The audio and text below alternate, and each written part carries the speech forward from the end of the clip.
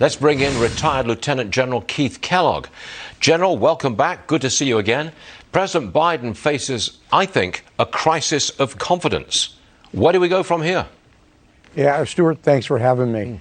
Well, there's a couple of ways to go. One is I think we need to talk about accountability from what's happened. But the second piece, and you said it earlier, is what do we do with the Taliban, who now controls Afghanistan? And how do we approach them, considering that there are still Americans there, which the president said he wasn't going to leave. We did. And we've got a lot of our former allies, the people who should be having the SIV or the special immigrant visas there as well. Look, the way you work with the Taliban is the way we worked with them when we set up an original peace agreement with them over 18 months ago.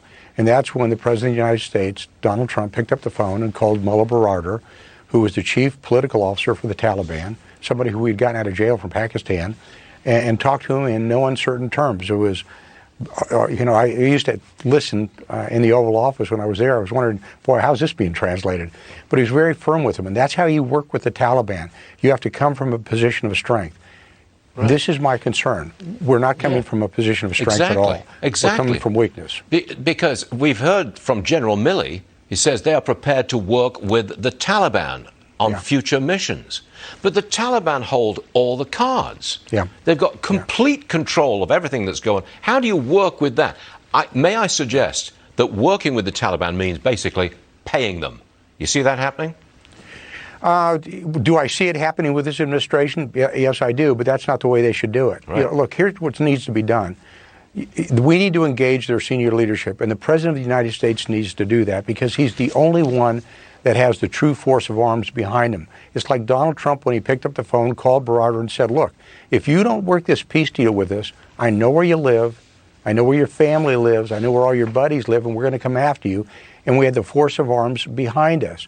But I don't think that President Biden has the will to do that. He's not going to pick up the phone and call him. He's going to send that to one of his other individuals. He's going to send his director of the CIA or Secretary of State or the NSA.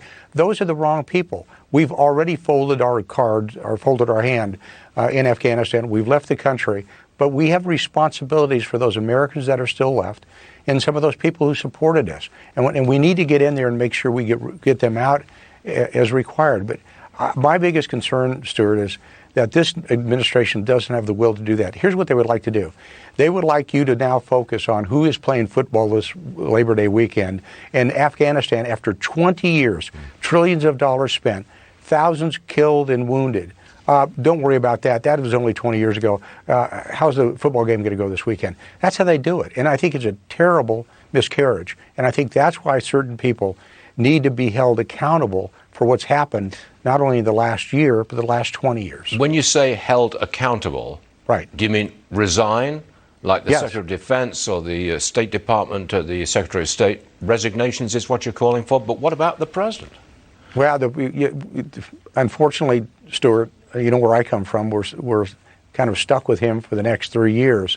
But the fact is he was advised by his principal advisors, his military advisors, his defense advisors, his national security advisors, Secretary of State. All of them advised him on what to do, and none of it happened. So, and he said yesterday that he had unanimous support from all of his military and state and national security officials. That means they are culpable for what's happened there. And that means we have lost a country that we spent the last 20 years in. And when I say accountable, the American people are looking at him and saying, you mean to tell me nobody's accountable for this 20 years? And I think they should resign. I would. Look, if it was President Trump, probably would have fired some of them. But they need to say, okay, I need to go. Yeah, under President Trump, there would have been quite a few firings by now, I do declare. General, thank you very much for being here, sir. We appreciate it always. Thank you, sir. Thanks, Stuart. You got it.